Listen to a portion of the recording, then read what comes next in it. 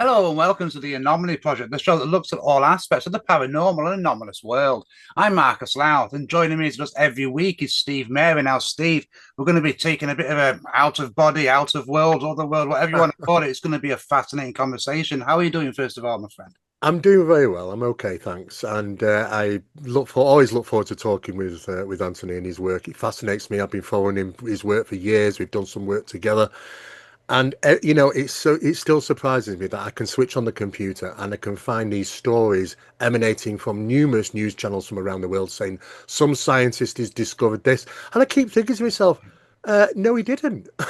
I've read all this before in Anthony's books, and it's so frustrating. And I certainly would get it for Anthony that it is frustrating because he's done all this work and he's light years ahead. That's the Yeah. problem.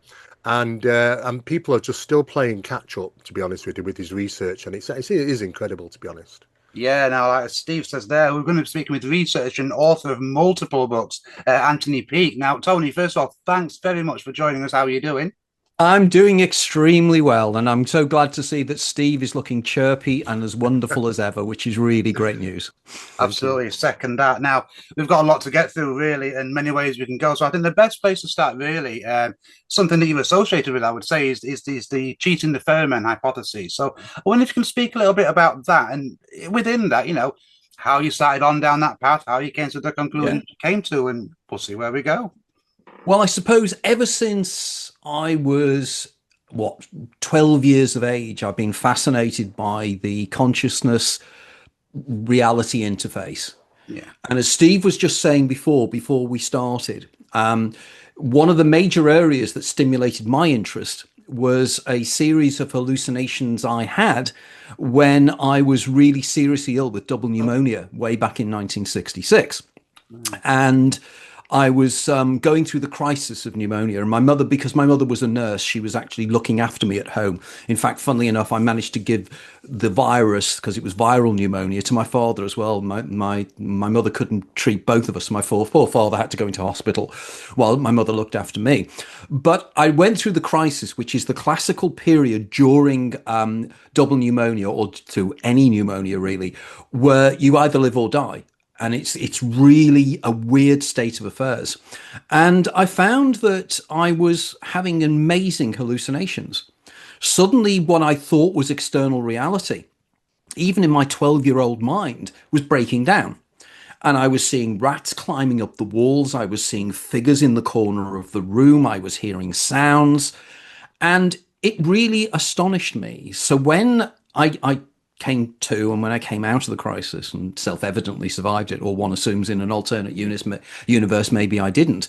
But when I came to, I was absolutely intrigued as to what was going on in my brain that was projecting into external three-dimensional reality things that looked real, and they seemed to have motivations that were not being controlled by me. And as I progressed through my school career, I became more and more interested in psychology, the human mind, and also sociology and everything else as well. So when I got the opportunity to go to university back in 1973, I decided I would do a dual honors degree, which is a crazy thing to do. Guys out there never do a dual honors degree or a double honors degree because you're doing two degrees at Yeah. the same time. All you need is one more, and you'd be the 3 degrees, which is a whole different band that were very good in the 1970s, early 1970s. But let's not go into puns. So I did sociology and history, and I specialized in the sociology of belief and the sociology of religion, basically. And my themes I followed in my history was very much the history of again, belief systems and everything else as well, because I was fascinated by the religious wars, the 30 Years' War in Germany in the 1640s, and everything else that ended in 1648. And I became quite fascinated by all of this, and I became particularly interested in cults and belief systems. And as I then graduated, I always wanted to write about this because I always wanted to do more. And the more I read, the more I became intrigued, because ever since the mid 1960s, after that, I've become fascinated by UFOs, entities, what they actually were. But I've always, as my starting point, start with the science. Yeah. You can talk about the experiences, but as has been said many times, the plural of anecdote is not proof. People can talk about these things till the cows come home, but until you can actually objectively prove them using science, it's a waste of time. You're never going to convince anybody. You can say, oh, well, I had a near-death experience and I saw all these wonderful things, but it's internal to you. And what I try to do is to take the complete opposite viewpoint. And I'm very much a skeptic, very much as Steve knows. So, and I don't suffer fools, and I hate people who exaggerate or pretend they have skills they haven't got. And there's been so many experiences in my time of seeing these people and these charlatans who give us all a bad name, by the way. All of us get given a bad name by these people, and they get the big audiences and everything else. So my work is very much that. And very much quickly, my cheating the ferryman hypothesis, which I first came up with in 1999, and was published in my first book in 2006, is basically a model of how I attempt an explanation scientifically of how human consciousness can subjectively survive death. Right. The seeming death of everybody else.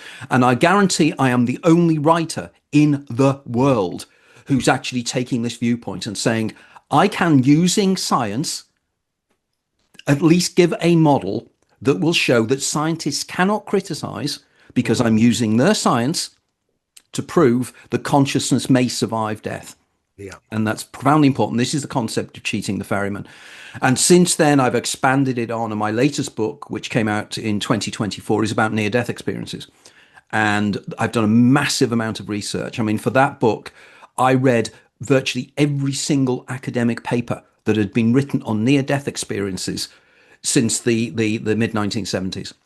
I read all of them, including, as Steve very much mentioned earlier on, including citing a number of cases that were cited in the academic literature 4 or 5 years ago that suddenly the world is jumping up and down about. And as Steve said, I've already done it.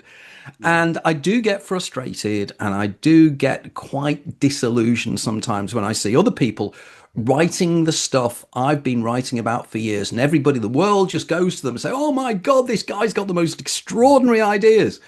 And I'm just standing there going, hold on, just hold on a little bit here. Can I just ask you this? Sorry to interrupt you, Tony. Yeah, sure. Why do you think that is? Because as you say, you have been writing about this stuff for years, and why basically? Have you got any views on that? There's a club. Right. Oh, okay. there it is. Yeah. And you're either in the club or you're not. Yeah. And the issue is going to be that people like me will not get. I mean, I did a show on BBC Radio Merseyside for 3 years. Right. Okay. Every 2 weeks with Billy Butler. I've been interviewed on BBC Radio 5 Live and everything else as well. But people, when they come across me and my work, I scare them. And the reason my work is not better known and it's not being picked up by the mass media, there are 3 reasons, I believe. Okay. The first one is I don't have a PhD. I've been offered PhD programs many, many times over the years, 3 different PhD programs over the years, not necessarily even related to my subject matter. Yeah. I've been offered over the years, and PhDs by publication and everything else as well. I mean, I did my first degree at the University of Warwick. I did postgrad at the London School of Economics, without pointing out the fact I'm no intellectual slouch when it comes to academic qualifications. But I've never actually done the gongs. I've never actually done the PhD and everything. But I feel, so that's the first issue. So I haven't got the PhD. So the world of academia, just either they don't know I exist, because why would they? Because my books are always placed in the New Age section of bookshops. They're always placed in the mysticism areas of libraries. I mean, because you can go around to your local library and you can pick up my books. They're in a lot of libraries across the UK and across America and across the English-speaking world. But those kind of people that should be looking at my work and appreciating it are not reading it. Okay, so that's the first thing. So my books, I make sure that everything is referenced. Literally, there will be 60, 70 pages of references to papers at the end of my books, because I write my books like an academic treatise. Okay. Now, so that's the first issue. So I don't have the PhD. Secondly, the people who should be reading my work are not reading it. And I can see the reasons why that is. But then there is the overlap of the academics who are interested in my work that I scare, because they have vested interests in their own particular worldview about near-death experiences, out-of-body experiences, and all these other things. And they don't really like what I'm saying, because there is very much the kind of the spiritist type group of academics that really want to prove that religion is true, Jesus exists, and all these wonderful things. And when you have a near-death experience, you see Jesus and you go to heaven, and, you know, it's all like the Bible says it's going to be. I don't do that.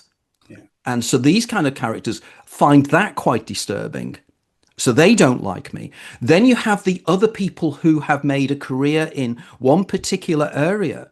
And I'm coming along and actually blowing it apart, because I'm actually saying we need to bring in quantum mechanics here. We need to bring in holographic universe theories. We need to start bringing in the ideas of superposition within quantum mechanics, that everything is related at a lower level.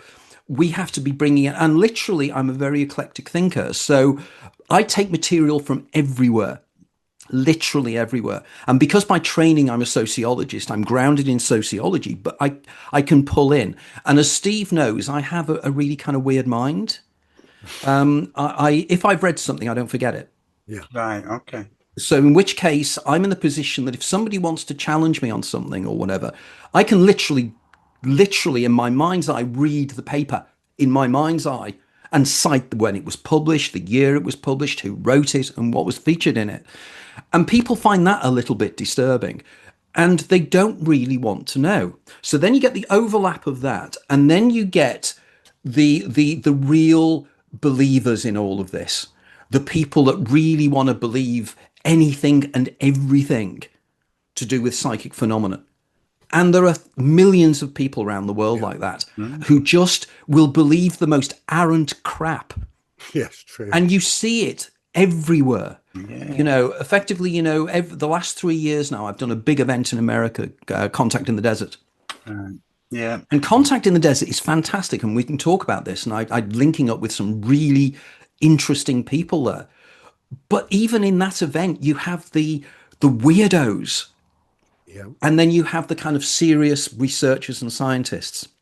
So what is happening is that my work is falling between so many stools. I mean, effectively, for instance, and this is one of the bees in my bonnet, I submitted an essay to the Bigelow competition 3 or 4 years ago, when Robert Bigelow put up $1 million for somebody writing a book to discuss proof for life after death. I actually submitted something to the Bigelow Prize. I didn't even get shortlisted. And the book, and I'm going to say this now, the essay that won it, if you read the essay that won the Bigelow Prize, and then you read a book that I wrote with Professor Irvin Laszlo, 12, 13 years ago, and you look at what Laszlo and I said in that book and the winning essay. Now, I'm not saying he lifted what we'd written, because I don't believe that, but we'd already, again, done it. So what I was trying to do with my essay, though, was to come up with something different. In other words, all the prize winners in there, they all do the same thing. You know, it's all anecdote after anecdote after anecdote. Nobody is trying to actually say, well, what is this telling us about the nature of reality? What is this telling us that we can then take to the skeptics and say, okay, you can't disprove this. So what happens is I got nowhere with it. And, you know, power for the thing. But I always think that I don't fit in. They don't like my point of view. And that's why my platform is somewhat restricted in many ways, because people don't know what to make of me. And they will, rather than engage with me, they'll run away. They do. You know, the amount of times I've been invited to speak at university skeptics groups. 3 times I've been invited to university skeptics groups. And on 3 occasions, It's got to within a week and they pull out. And you know why they pull out? Because they think they're getting some kind of idiot that they can have a lot of fun with. Yeah. And then they start reading my material and going, oh, this guy's talking about Juan Maldacana and his concepts and the black holes. He's quoting Stephen Hawking and his top-down hypothesis of quantum mechanics. He's talking about the whoever at the third ever many worlds interpretation. He's applying things like the transactional interpretation of quantum mechanics to it. And they're going, we're not sure that we can take the piss out of this guy and just as easily. And because they want me as a stoolie, they just decide they back off. And that's what's happening to me. Doesn't mean I'm frustrated, because I'm not, because I have my books. There's now nearly 200,000 copies of my books have been sold worldwide. I have books in every major and most minor European languages.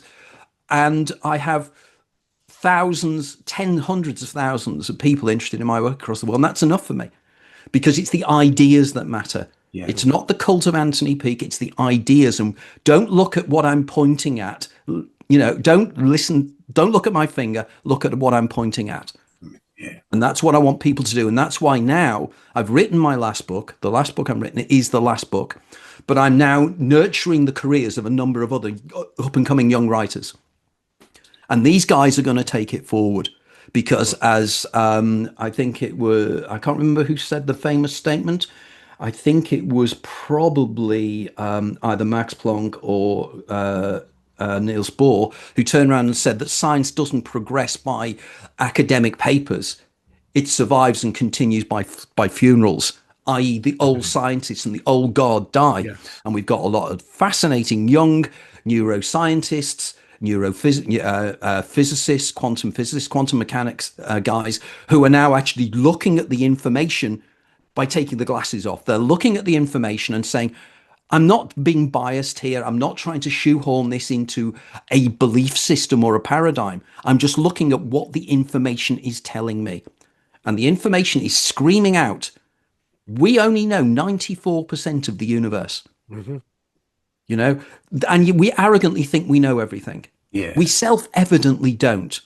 And I know from Steve's experiences with psychic phenomenon, and believe me, we must talk about this later. I had an amazing event take place at Athens Airport earlier this year, 2 or 3 months ago. Met some Greek guy.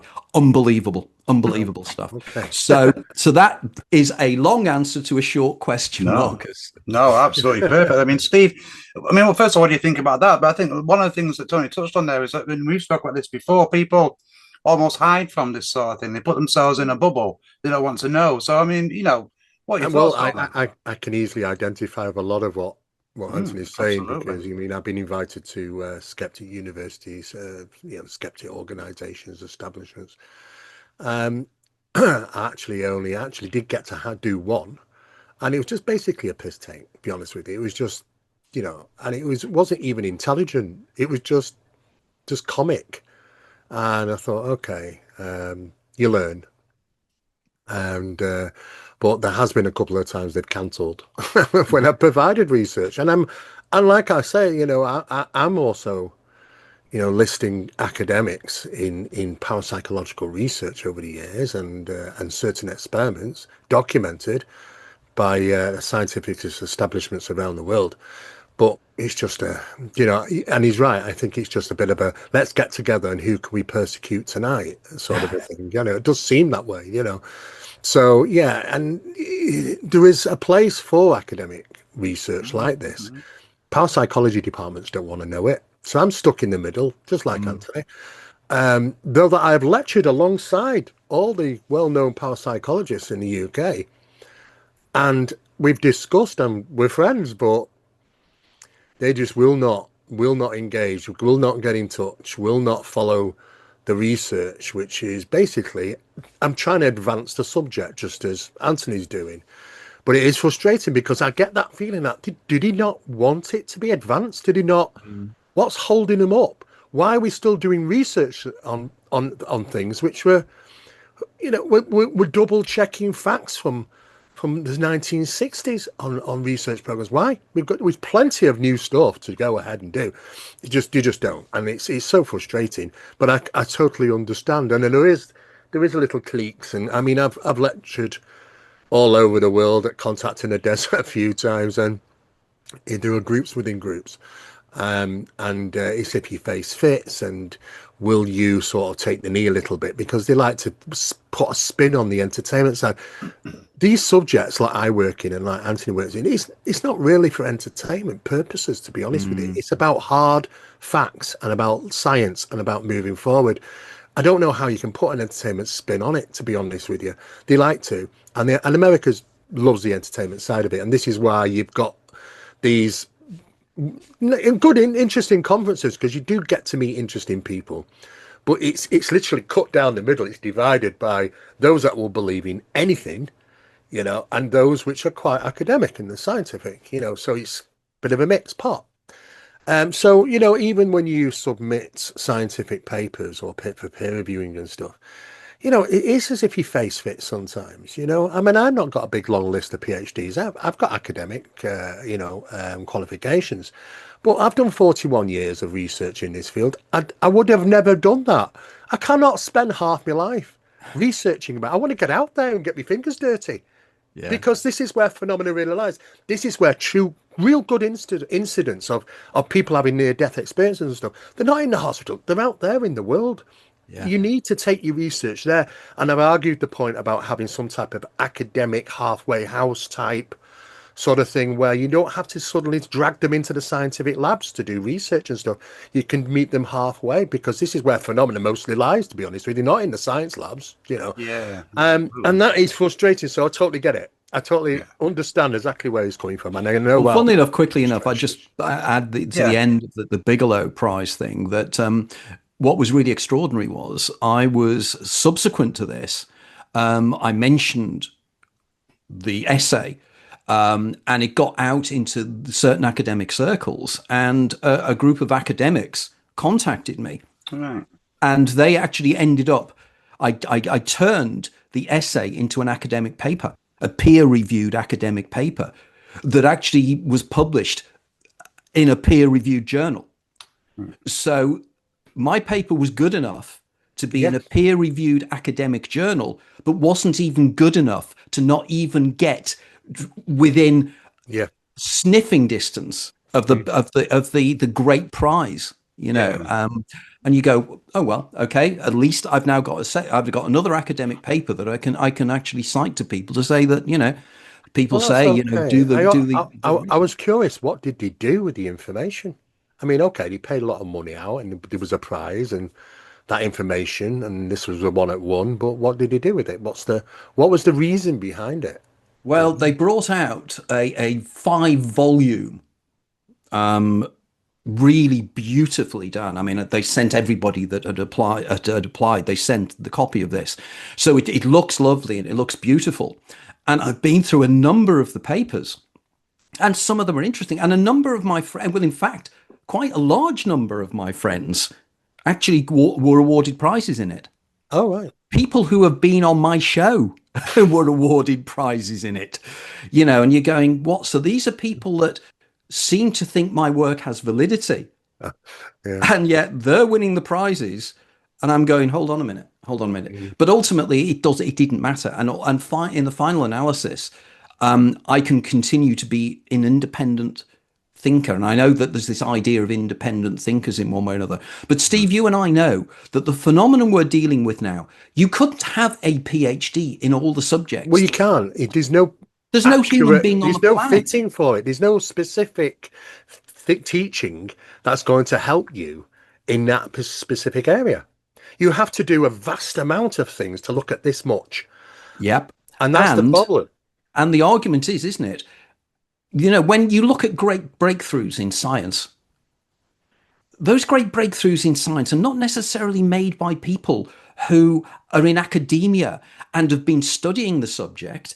Einstein was a patent clerk. Yeah. For God's sake. You know, and he couldn't even get a lectureship at a university, even though he'd got a PhD.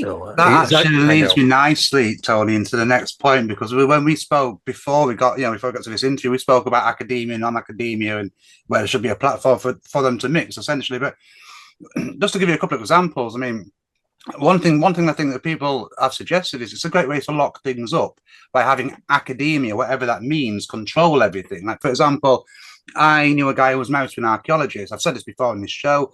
She basically said that there is information, there are finds that are kept back, and not necessarily for nefarious reasons, but simply because they can't be explained. So they're kept behind lines, essentially. I'm sure this happens in every kind of field of interest, whichever it is. So do you think there is kind of an attitude that until, for example, Virginia Steen McIntyre, you said it yourself, she used the archaeologists' own methods that had been accepted, and she essentially twice or three times proved that there was likely human civilization in the Americas 250,000 years before mainstream science says there is. And they refused to accept her papers. Eventually, they were published. I'm not sure if you're familiar with that. So, do you feel that it is almost a tool to control information by having academia have more weight or more sway than so-called non-academics? I mean, there is the danger, isn't there? Independent researchers can go down the wrong paths. Yeah. And Yeah. they can, and I mean, for instance, although I have no real time for conspiracy theorists, I have a great deal of admiration for conspiracy theorists, because most of them are probably highly intelligent individuals who, for one reason or another, were not given the opportunity to follow an academic path. And they therefore haven't had the rigid training of how to tell fact from fiction or how to sift through information. And whereas if you've had, like my academic background, I've been trained how to do that.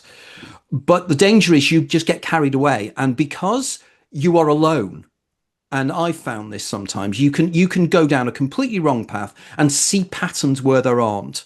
Yeah, and you always need somebody who has a much broader knowledge of the subject matter you're looking into to say, well, funnily enough, that paper that you're now citing was actually discredited 2 years later by other series of papers. Because if you're just researching on the web, or you're following through academic papers and following other academic papers, you're not necessarily going to be able to do that because you're living a normal life. Whereas an academic person and a lecturer, this is what they do in their subject all the time. They are researching all the time. They are reading the academic journals, and they can be profoundly helpful.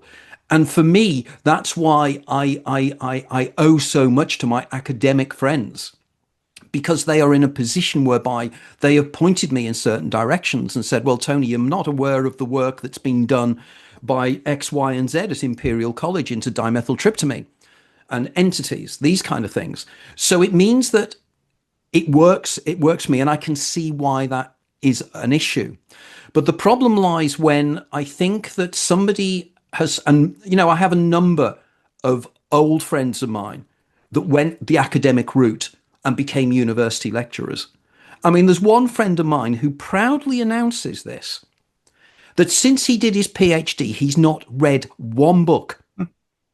Because his academic credentials are phenomenal. Yeah. But if you literally try to take him outside of his comfort zone, they switch off. They really, literally switch off. They do not even engage. And I've done a number of events with skeptics and things over the years, and a number of them very, very famous, by the way. I mean, I did a big event in London about 12 years ago where we had about 400 people turn up for a debate on whether consciousness is non-local or not, for example. And what always happens is we go out for a drink afterwards, after the event, and we chat away and everything else as well. And I just wait for it. And one of the academics, after a beer or two, will lean over and will say, what you write about is utter nonsense. He said, and then he'll say, but I've never been able to explain this. And he will give me an example of either a deja vu sensation, a precognitive experience, seeing a ghost, you name it. And then I turn around and I say, why do you not take that into your model and say, that's a white crow, it's a black swan, it doesn't fit in with your worldview. Surely science works by looking at the outliers, because it's the outriders that are things that take and change the paradigm. And they'll always turn around and say the same thing. 2 words: academic tenure. And a third word, reputation. Yeah. They cannot be seen to be doing this. I'll give an example of just how bad this is. Many years ago, a guy called Brian Josephson, who is one of the few British living Nobel Prize winners. Brian, I've met on a couple of occasions at scientific and medical network groups. And Brian is fascinated by telepathy. And he's really interested in telepathy. Okay. And he's pursued telepathy, even though he's world famous for coming up with something called Josephson junctions, which is something that happens within quantum mechanics. Okay. World famous. Incredible mind. A few years ago, they were bringing out stamps. And in the stamps, they were having stamps and on the stamp, they would have the image of a British Nobel Prize winner. Do you know that when they suggested that Brian Josephson should be on one of the stamps, there was a virtual revolution in the scientific circles? We cannot have this man being on a stamp because he's interested in researching telepathy. Now, I don't recall whether he ended up on the stamps or not, and whether there was a kickback. But that just says it all. It doesn't matter how much credibility. We know Erwin Schrödinger, I think 1937, of Schrödinger's cat fame. Yeah. He wrote a book called What is Life? It caused a sensation. And they thought he was going crazy. This is Erwin Schrödinger, for God's sake. And it's because, again, the people that have the courage to stand out, they get in trouble. And because they are pursuing, as I said, the outliners. And this is from the sociological treatise of the development of the cone principle and the idea of scientific revolutions. And the idea that scientific revolutions do not take place by standard research. Scientific revolutions happen literally as a revolution. A scientist will go and spot something that doesn't fit in, that's an outlier, and will pursue it. As Max Planck did in 1900, when he stood up in December 1900 in Berlin and stated that after doing research, I have the only conclusion I can come to explain black body radiation and the infrared catastrophe is that energy comes in little clumps or quanta. Yes. And that started the quantum revolution. And he didn't like it at all. He'd come up with all these other ideas as to how this couldn't possibly be, because it had such a profound damaging effect on the scientific model at the time. And then 5 years later, in 1905, Einstein has his great year where he writes 3 papers, all of them pointing out that the scientific paradigm of Newtonian physics could answer many things, but wasn't complete. It couldn't answer certain anomalies, such as the photoelectric effect. And he turned around and he said light comes in little particles. He didn't invent the term photon, but somebody else did. Yeah. But suddenly light then became a wave and a particle at the same time. And suddenly there was, well, what does this mean? And suddenly everything evaporated. And from that, we've got what we're doing now, using the internet, using computers. It wouldn't have happened had these guys not seen the outliers. And what's happening now is I've used the argument that modern science is very much like an old Heath Robinson picture. You know, Heath Robinson, the cartoonist. Mm-hmm. What they've done is they're going out literally and metaphorically on limbs every time where they come across something that doesn't fit in with the scenario. They come up with an alternative solution. It's like the medieval schoolmen with their epicycles. Yes. To actually understand retrograde motion. They were so determined that the universe and the solar system revolved around the Earth, even though the evidence was obvious that the outer planets were moving in a different way. They came up with things called epicycles. And they had these tortuous calculations to explain this. And it was only when Copernicus came along and subsequently Kepler and said, well, actually, look at it this way. It's much more simple. In other words, they were applying Occam's razor, something that people criticize us for doing. When we turn around and say that psychic phenomenon happen, telepathy happens, and they're saying, but you're not applying Occam's razor here. The simple solution is probably the right one. Well, not necessarily. Always, no. Not always. No. And so this is what is happening now. So we're out on this really tortuous science where we come up with terms like dark energy and dark matter. We call them dark energy and dark matter because we don't know what don't they know what are. Yeah. Yeah. I call this idiopathic science. Yeah. You know, idiopath. So if you have idiopathic epilepsy, it's effectively the doctor is basically admitting he doesn't know what the cause of your epilepsy is. And we have the same with science. We need to look out and have a genius who's going to come and look at it all and say, we need an Einstein, we need a Max Planck, we need somebody to go, no, this is how it works. But we have got these people coming along now.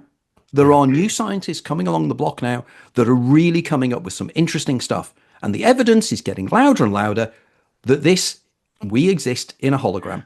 Yeah. Oh, yeah. Well, it really is. And that the social conditioning is getting thinner. And as the younger generation are not socially conditioned as much as the older generation, they're coming up with new ideas, new theories, new interests.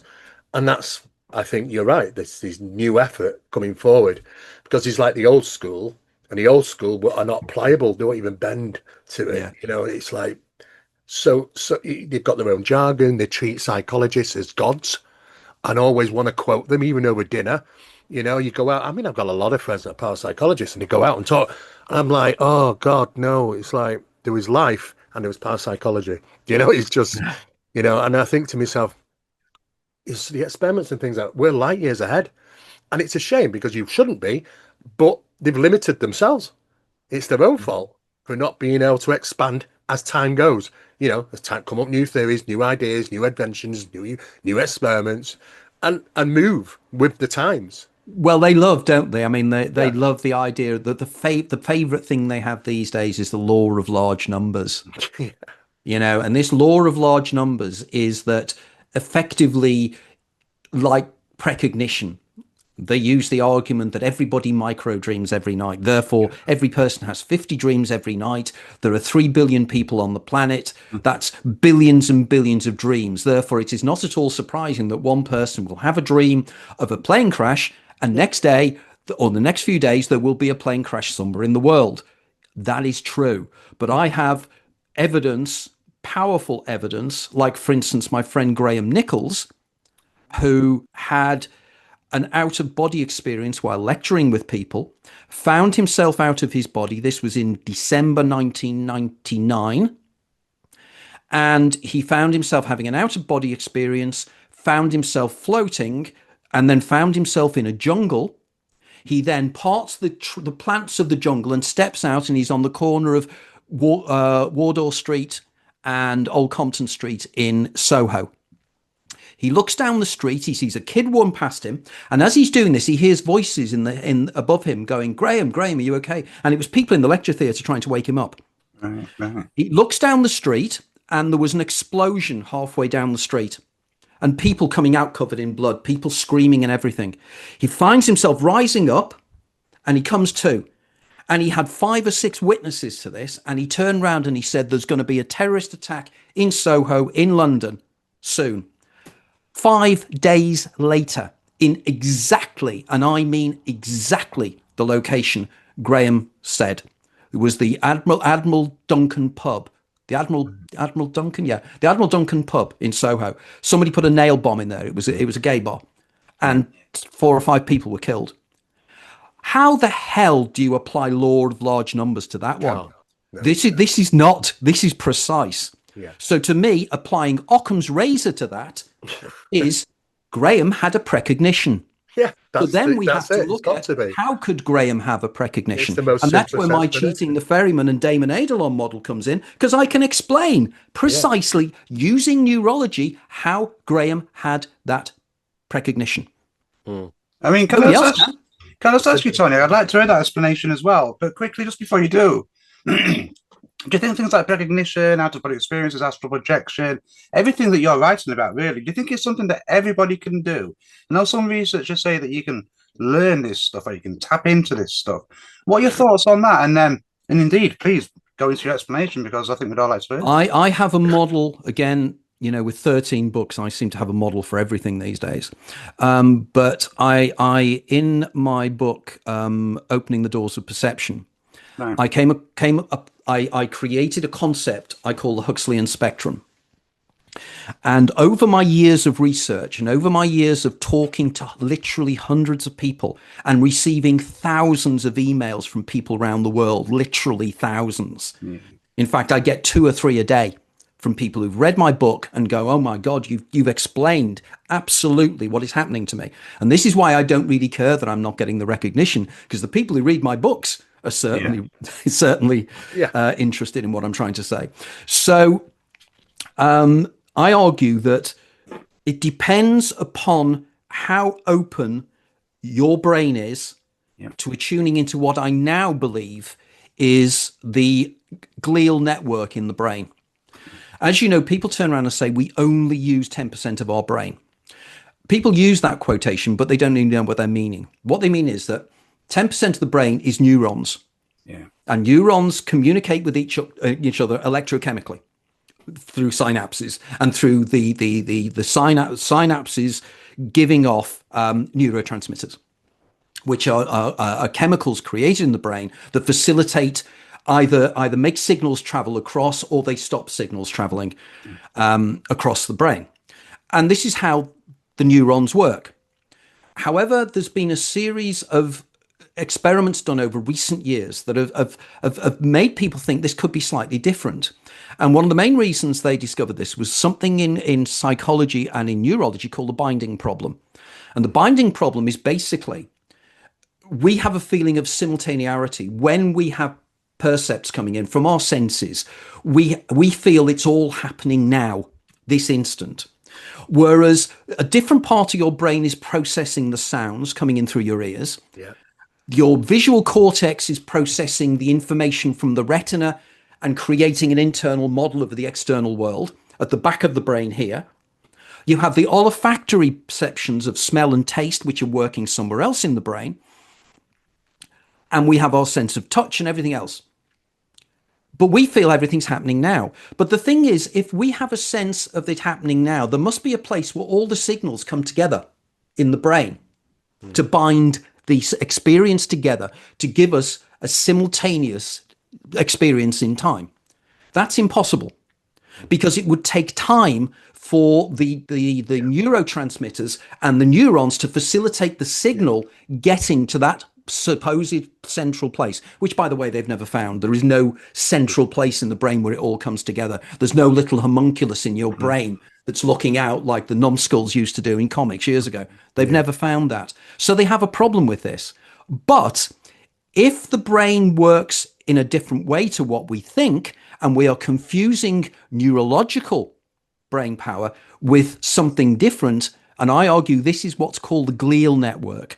Now, the glial cells are the 90% of the brain.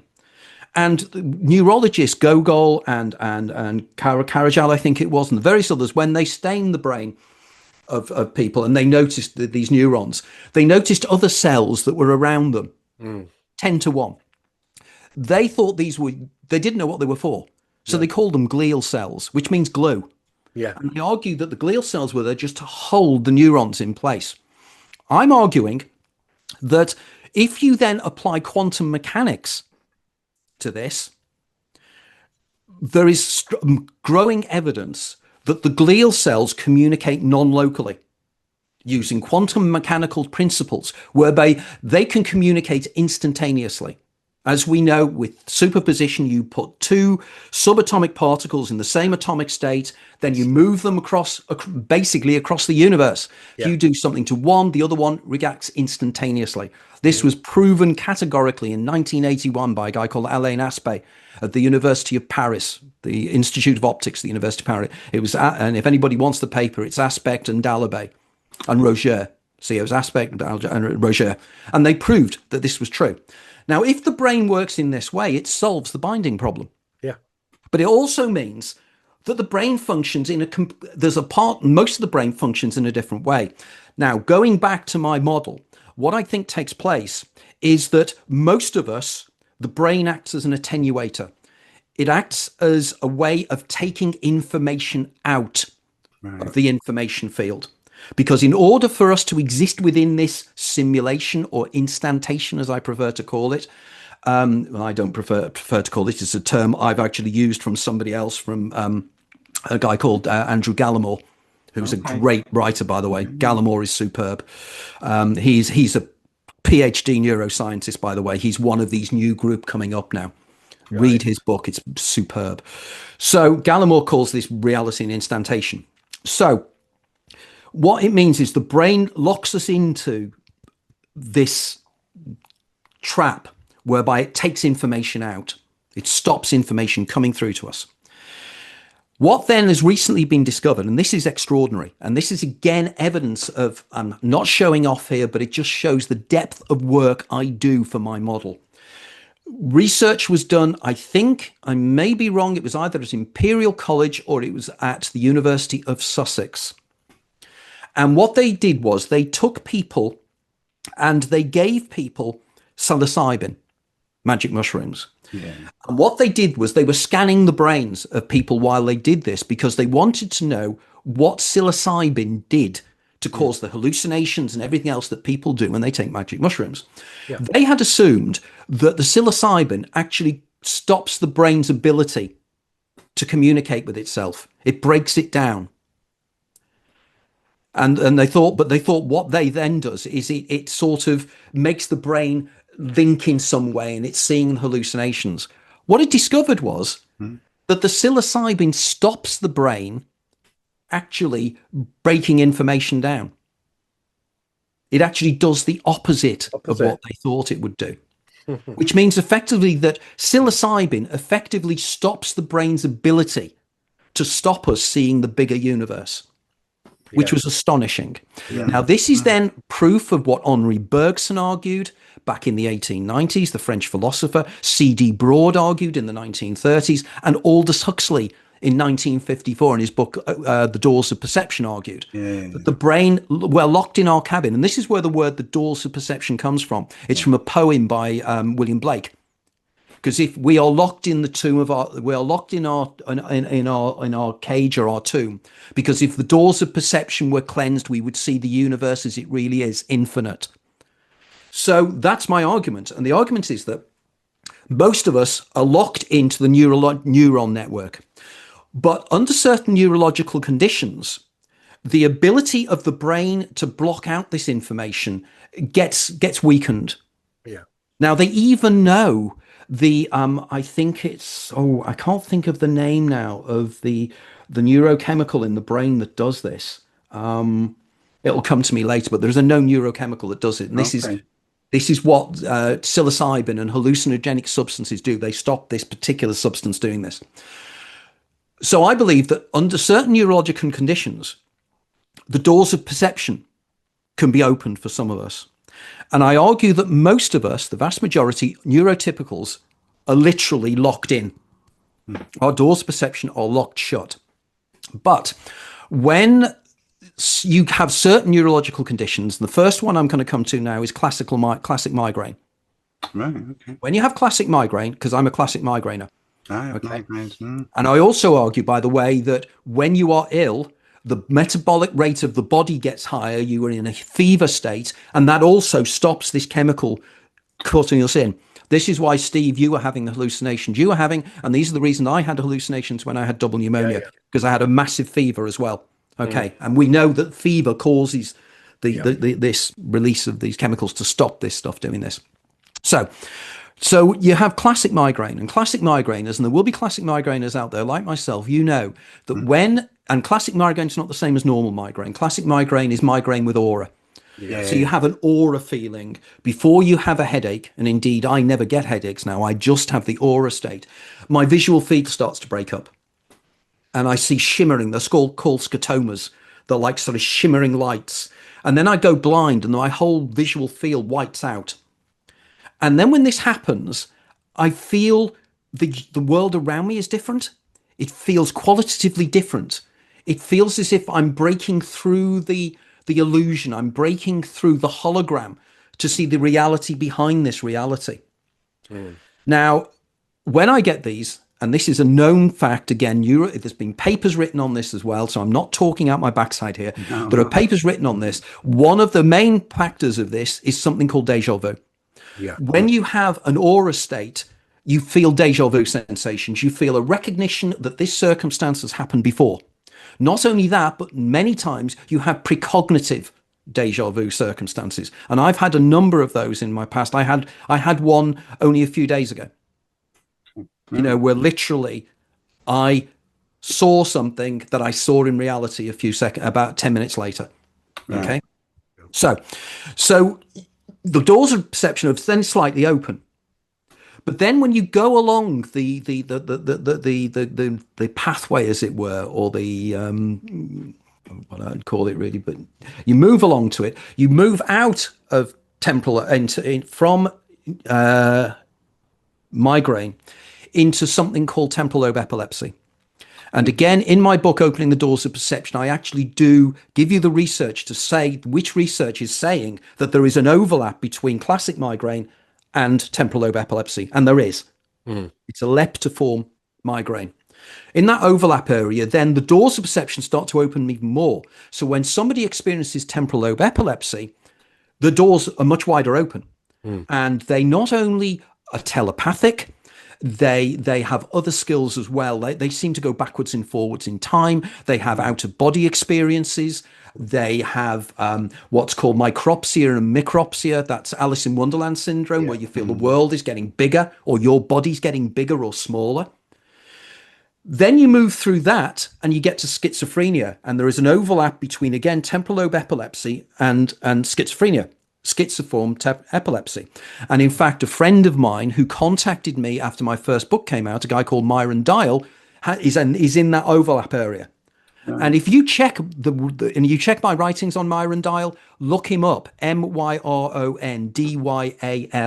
Look him up online. His experiences are amazing.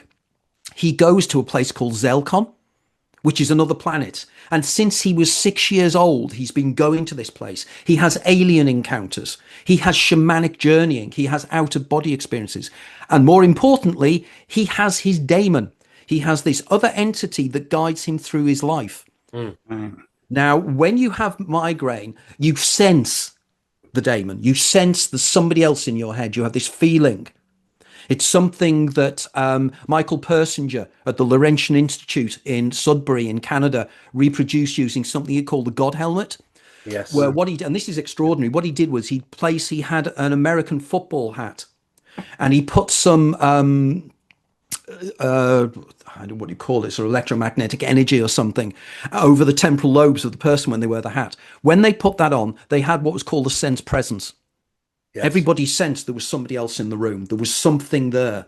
This is what ghosts are, by the way, as well. It's the same kind of concept. Yep. Now, I then argue that this daemon that shares your life with you at all times, your universal you, your immortal you, the you that guides you through near-death experiences as the being of light, it knows about your life because it's lived it before as you.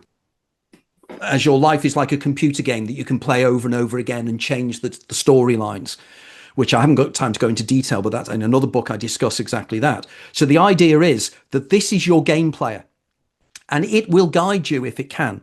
And if the doors of perception are open enough, it will speak to you, or it will give you precognitive dreams, or it will give you warnings. And I'll guarantee there are people out there listening to this now who are going, yeah, it's happened to me many times. I've had this voice in my head. I got contacted a few months ago by one of the world's top gynecologists. He's a Greek guy. And he contacted me out of the blue, lives in Athens. And he contacted me. He said, I need to talk to you. He said, I was in a bookshop in Athens a few weeks ago.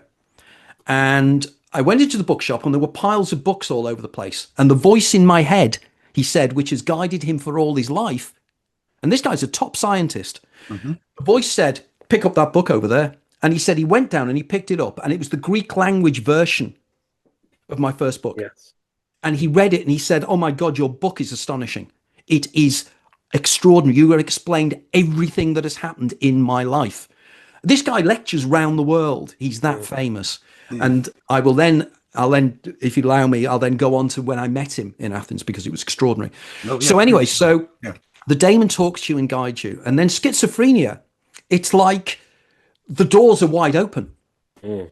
Suddenly there's sensory overload. Suddenly you are no longer in the same time space. You are traveling backwards and forwards in time. You're seeing visions. You're hearing voices. You're tuning into the field of information that's out there. And people get overpowered. This is why people go crazy when they're schizophrenic. It's because the doors of perception are wide open.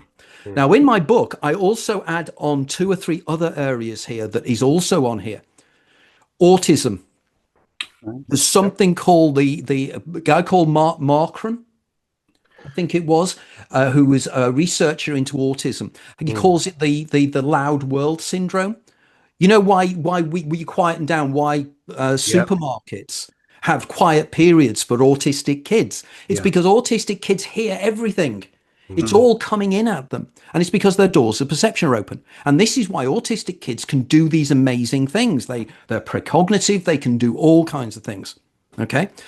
And also then I then will add to that Gershwin syndrome, which is a more interesting version of autism, but also Alzheimer's. Right. Because, and again, I do the neurology of this. I'm not just saying I think that Alzheimer's might be related. What happens with Alzheimer's is inside the brain are things called amyloid plaques. And what the amyloid plaques do is they attach themselves onto the neurons and they literally explode the neurons. The neurons explode. And by exploding the neurons, it again stops the brain's ability to be an attenuator. So when people get Alzheimer's, they suddenly start seeing people all over the place. One of the classic symptoms is something called Charles Bonnet syndrome. Yeah. My mother had it, where my mother saw an alien. My mother was seeing people all over the place. So again and again, my friend of mine called Maggie Latourelle wrote a book called The Gift of Alzheimer's. And in this, she categorizes her mother's decline into Alzheimer's. Her mother was psychic. Now, people, again, you know this. People, when this happens, the world view opens. So I argue that what is happening is these people, the attenuator is being destroyed, and the neurological constructs of the neurons is being stopped, which means they are tuned into the astroglial network. And I argue the astroglial network effectively is drawing up information from the 0 point field, the information field, the quantum vacuum.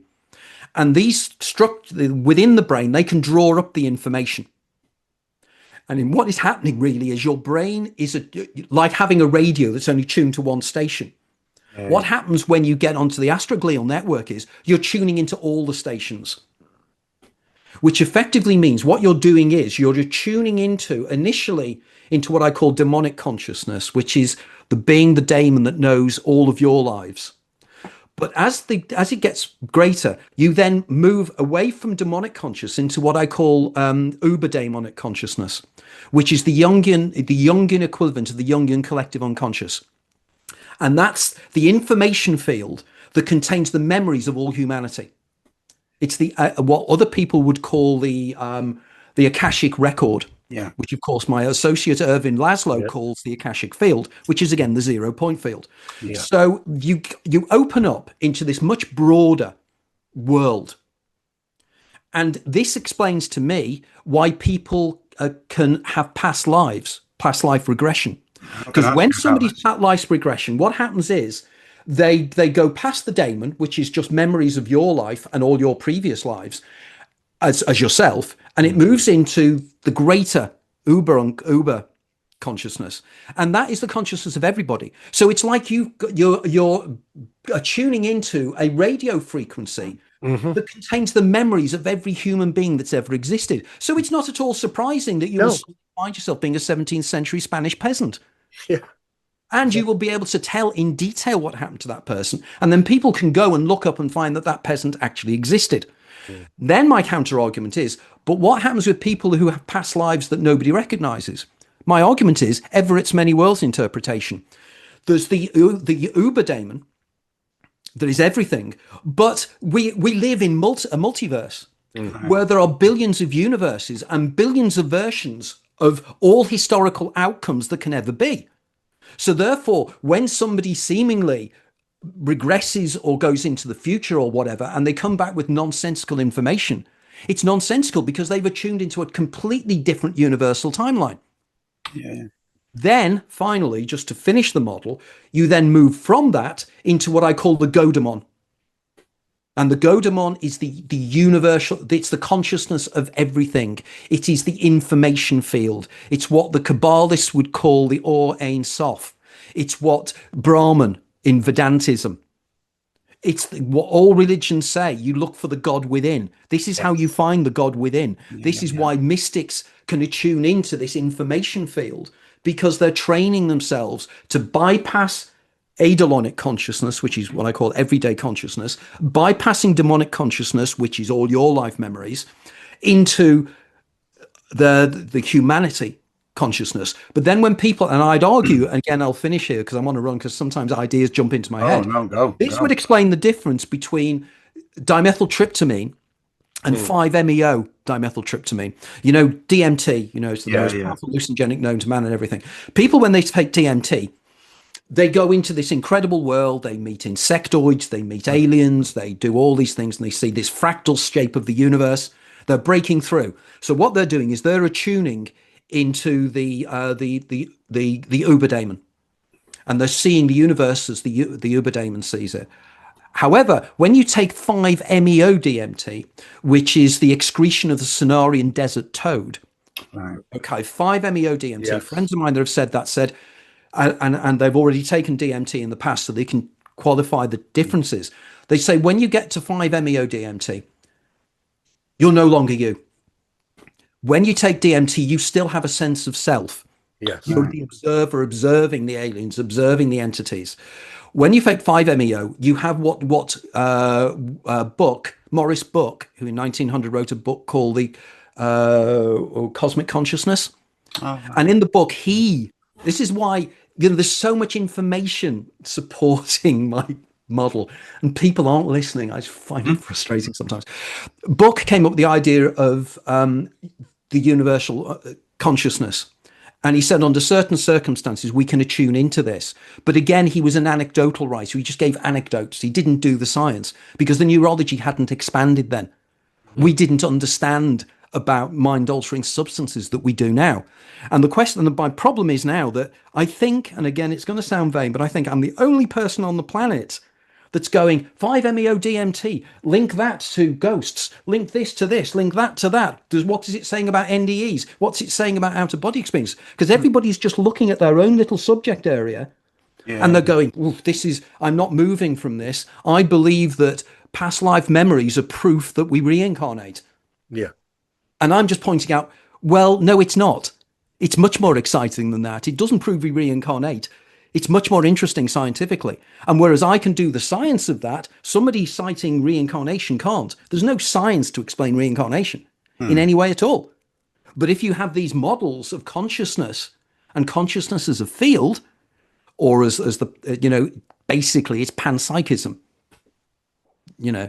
So the idea is, well, that's the model anyway. And through that, I think I can explain every single psychic phenomenon that happens. I mean, can I just... In other words, very quickly then, precognition and how Graham's person knew that. Graham's daemon had lived through that incident many times, but in previous times he hadn't blacked out. And what happened was, in 5 days' time in that world, he reads about the incident in a newspaper or sees it on the TV. And his subconscious remembered that from last time. And then literally it's future memory. It's why I call my book on Philip K. Dick, the man that remembered the future. Yeah. Can I just ask you about, you mentioned about, you know, magic mushrooms essentially, and the breakthroughs. It had some of the breakthroughs with LSD as well, basically anything mind altering. It's also been known to, within reasonable doses under medical supervision, rewire the brain for people who are suffering from depression, for example, you know, and this kind of thing. So I'm wondering, with that in mind, if you look back to antiquity and people who would consume essentially magic mushrooms or other various kind of oils, and essentially so they could talk with the gods or be one with the gods. So obviously this kind of thing was known about back then, but And again, without wanting to go down a conspiracy avenue, what do you think that there was an awareness about, especially in the 60s with LSD? And although people were kind of taking it to degrees where it was being silly, they certainly weren't scientifically experimenting with it. But do you feel that's why there was kind of a clamp down on stuff? There has been not only an awareness, but a keeping down of this since ancient Greek times.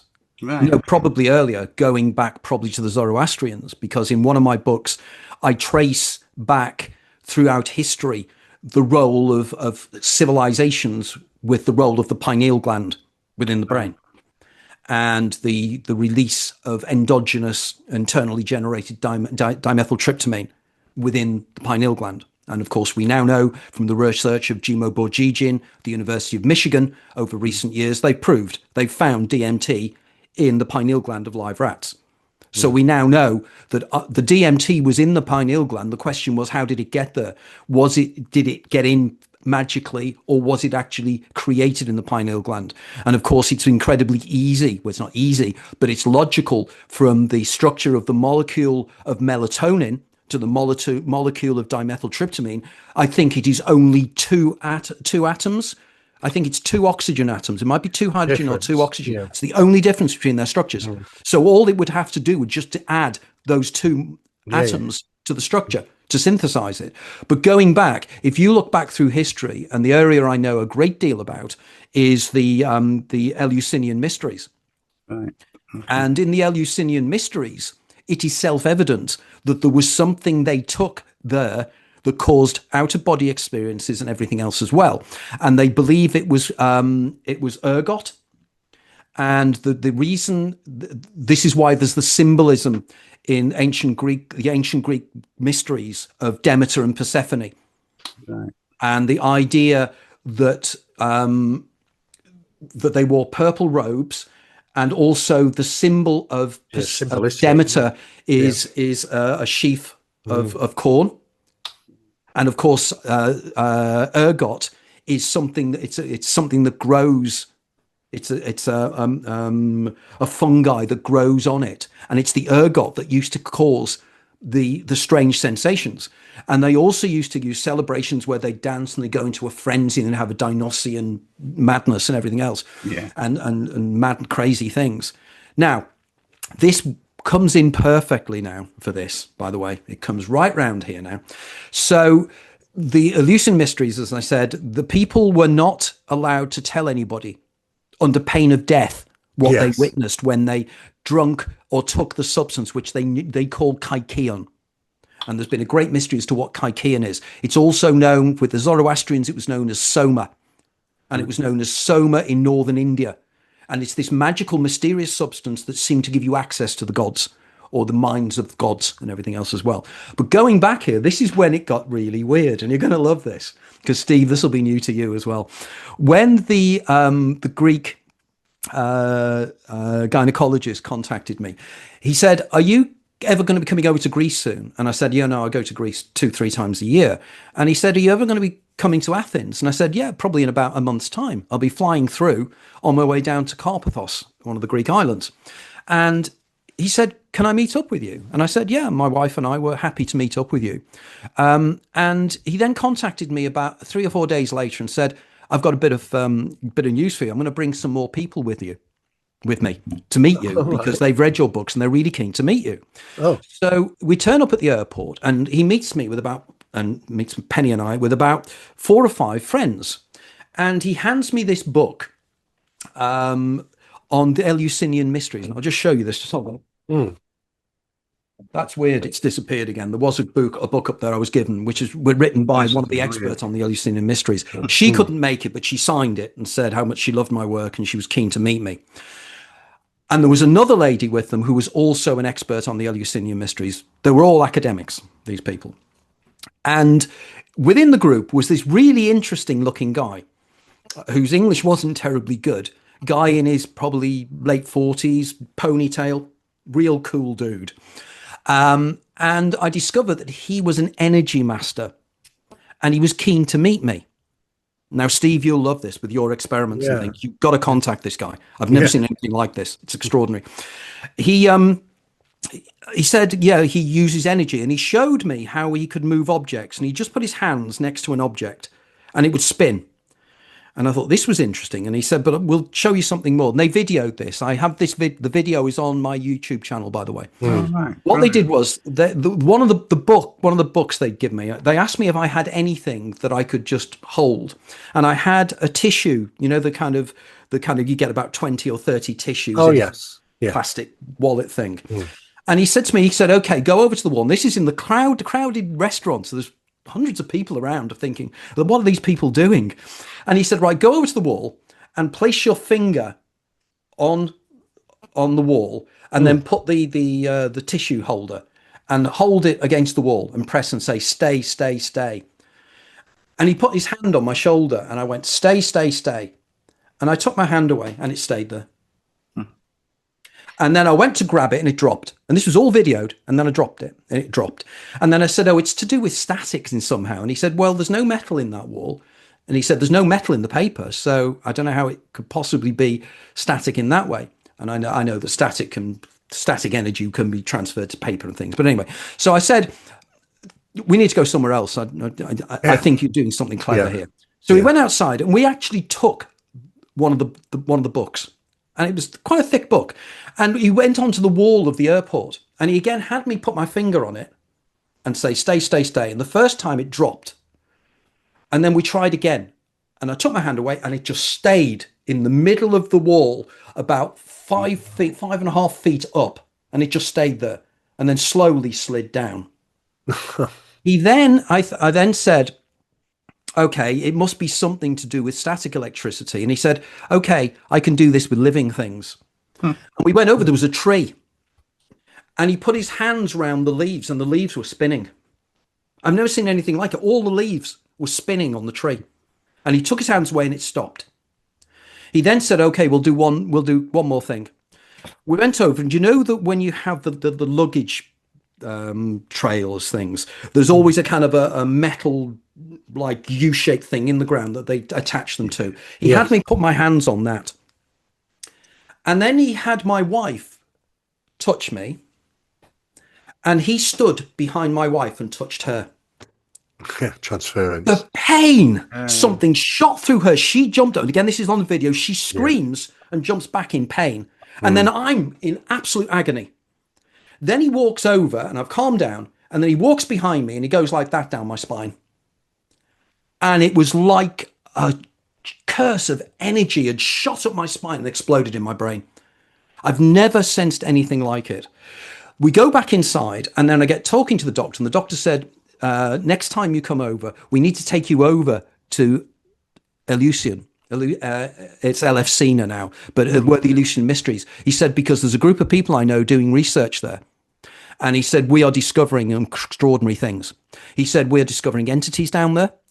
He said, we're having manifestations. And he said, not only that, but we have discovered, get this, a tunnel that goes from ancient Eleusis to the island of Salamas.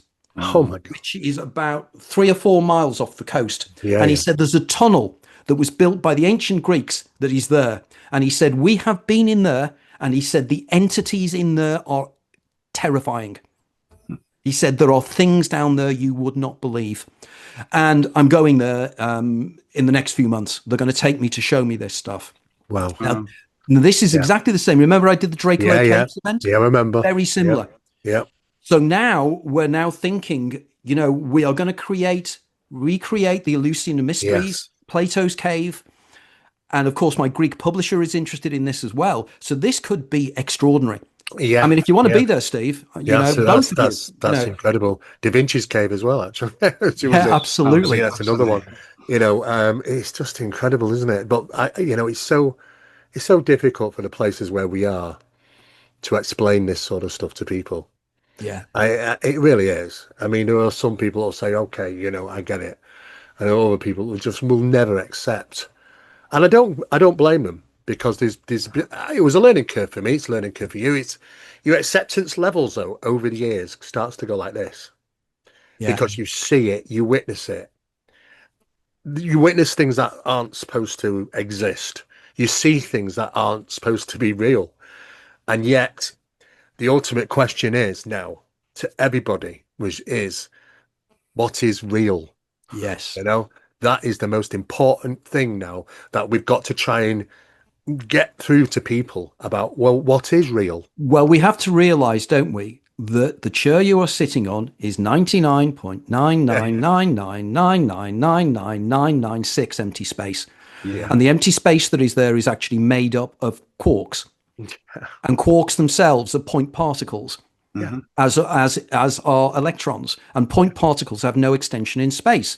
That's right. So the atom is made of mostly empty space and a handful of point particles that have no extension in space. Yes. And collectively, they all build up to create solidity and reality. And the only reason your hand doesn't go through the table when you touch it is electrostatic repulsion. On the end of the atom, the electrons at the end are negatively charged. Hitting a wall. It's like hitting a wall. And people do not believe that. They do not believe that's the case. So in which case, and then we know from the collapse of the wave function, we know that subatomic particles, until they are measured, exist as a statistical wave. They don't even exist as a wave. They exist as a mathematical wave function.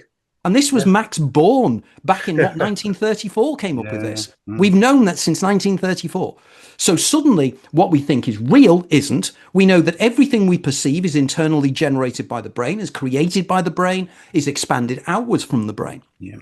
So therefore, we have to realize that you just look at pure quantum mechanics here. There is nothing I just said that isn't absolutely scientific fact. No, you are absolutely right. Can I jump in with a question here for you, Tony? Because you mentioned quantum physics when you literally were speaking about atoms, and now there's essentially everything around us is empty space. Yeah. Now I don't know the guy's name that wrote the paper. I was told this by another researcher. And what he was suggesting was that what if these aliens, or what if these Bigfoot or ghosts, or any of these entities, what if they exist essentially within the atoms themselves? So what are your thoughts on that, essentially? And off the back of that, also, I've also spoken over years to a number of people who have astral projected, and they have all essentially hinted that there's other beings around them. They can't always see them; they can sense beings around them. One particular person described them as silverish. So, do you think these beings are essentially what we would most was describe as aliens or other entities of that nature, even though they might not be? The term I use for them is egregorials. And again, it looks like, oh God, he's off again. He's even written about this. And I have a book called The Hidden Universe. And in the Hidden Universe, I argue that effectively these entities are created by us in the same way that we create the reality around us. Now, again, going back to my analogy about demonic consciousness and uber demonic consciousness, effectively, we are all one entity experiencing itself subjectively. Therefore, the external world we co-create at a higher level of consciousness. And we all co-create this world. But we all attune ever so slightly. We all slightly change the universe depending upon our mood and everything else as well. Now, these entities are part of that greater universe. And I suggest that they use our anticipations of them to bring themselves into existence, but not only that they use specifically plasma. Right. And this would explain why they glow. Okay. And again, I have associates of mine who are ghost hunters in America. Paul Eno is a classic example of this, the late, great Paul Eno. Yeah. And Eno's work, he was convinced from the entities he'd seen, they seem to be around electric substations or they seem to be around electrical plants that seem to use electricity in some way or plasma. Now, this would explain one of the weirdest things, well, not weird, but fascinating. In the Quran, when the Quran turns about, and I believe all religious books have elements of truth within them, they're telling things in myth. Mm-hmm. Literally in the sociological term, myth. That is, telling a truth in a different way. Okay. They said, do you remember in the Quran, it says that Allah created man out of mud, I think I'm right in saying, the angels out of light, and the jinn out of smokeless fire. Smokeless fire. What's smokeless fire? Plasma. Yeah. So suddenly we're realizing that these entities can manifest in one way or another. Now, the reason I call them egregorials is to do with the Book of Enoch and the work of people like Dr. John Dee. And the idea is that egregorials, you can bring in egregorials by your anticipation of them, but they then become independent of you. Right. And the danger is you lose control of them. We know from the very famous Belgian travel writer in the 1920s, Alexander Neil. I can never remember her first name. It was somebody Alexander Neil. And her group created a tulpa when they were up in Tibet. And they created this cuddly little monk as a thought form. And he followed them round and he was happy and he was smiley. And then he started becoming independent of them and became malevolent. And they had to literally outthink him. They had to think him away. Now, we know from the Philip experiment in 1970 in Toronto, where people created a thought form, which then manifested and caused psychic activity, caused poltergeist activity, caused table moving. Yes. So I believe that these creatures are all part of the same psychic field and they draw themselves in. Now, when you take DMT or have out-of-body experiences, what you're doing is you're interfacing with these other entities. Now, again, somebody you have to get on the show, by the way, Steve. Do you remember Samantha Lee Treasure that came along? The girl I spoke to her. She's coming on. She's coming on in November. Excellent. Yeah. Her book, she nails it when it comes to out-of-body experiences. Absolutely brilliant. I will say that because I wrote the foreword to the book. Okay. No, she's fantastic. She's coming on. And she's somebody of the future. She really is. Yeah, she's good. But going back to, as she describes, I mean, she goes into altered states of consciousness and she goes into the future, and she has a place called Future Tokyo, where she is an entity. She's an android, but she sees her own reflection as an android. Now, again, these entities that we see, they seem to have their self-motivation. Like, for instance, a friend of mine, Carl Hayden Smith, is one of the guys that were doing the research at Imperial College in DMT to see what entities they came across. And Carl actually took the DMT intravenously, found himself in the DMT world. This entity comes over to him, prods him, and turns around and says, you shouldn't be doing it this way. He said it was like a mantid. Then it disappears backwards. He then comes down. 2 weeks later, he's back in the laboratory, takes the injection. The same entity comes over and says, I told you last time you shouldn't be doing it this way. I remember that, And how, because Carl, we had Carl on the show, didn't we? Yeah. So what does that tell us? It means that entity had been waiting for Carl to come back. He wasn't part of his subconscious. He was something that had motivation and independence. And we have to realize that these beings are us. They are part of our imagination. They are hallucinations. But we have to understand what we mean when we use the term hallucination. Because we say a brain-generated hallucination. Everything is brain-generated. So everything is an hallucination. You can't get round that. You cannot. True, it actually reminds me, Tony, a little bit of the psychic internet theory, which it certainly isn't mine, but it's a guy, Ian McHugh, I think, wrote about this. And he was saying that the brain, the subconscious brain, is essentially like computers connected on the internet, essentially, speaking of. And he was saying that, say, for example, you get some people who turn to a UFO hotspot. They're all anticipating seeing a UFO because there's been UFOs sighted there before. And the power of this, all these subconscious minds manifest this. Okay, I'm sorry to jump in there. No, go ahead. I witnessed this at Contact in the Desert. Okay. I can't remember who it was now. He's quite famous, but he took a group of people outside to do a saucer watch. Yeah, that would be that John Hanson. No, it wasn't actually. No, it wasn't John. Oh, John normally does that. Yeah. John Hanson, I know John, but no, it was somebody else. I can't think of his name. It will come to me maybe. But anyway, he took them outside. And they all came excitedly in, and they said a UFO had flown over them, hovered, and then shot off. And then it came back 10 minutes later and shot off. Now, get this. I was intrigued by this because, again, it proved my idea that enough people thinking about something will bring it into existence, because nobody else in Indian Wells reported it. But anyway, I come back to the UK, and I'm doing a talk at a UFO group in Essex, in Southend. And after I'd finished doing the talk, a lady comes over to me, a French lady who lived in Southend, and she had her phone with her. And she said, I'm really keen to have your opinion on this video. So she shows me this video.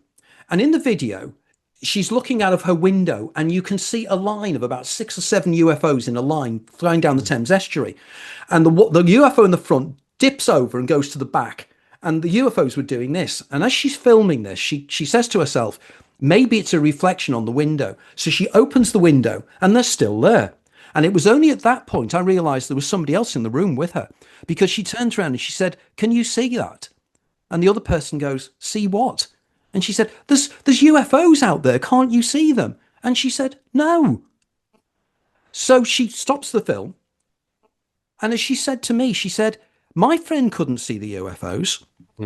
I could see the UFOs, and my phone recorded the UFOs. So this is, remember Ted Sirios, the guy that used to put thought projections into. Right. And I thought, this is, again, her anticipation is so powerful that it manifested on a video.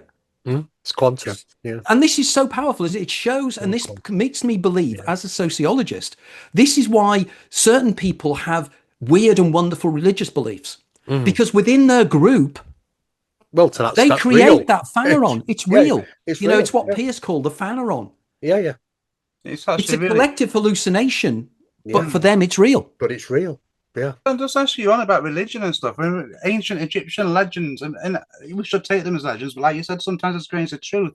I think it's Ptah who essentially thought the world into existence with the utterance of his tongue, and I can't quite remember what the verse is, but he did this on a winged chair. And do you think there's just some grains of truth in that? Because, like you say, those who search for the kingdom of heaven will find it within themselves. That's exactly.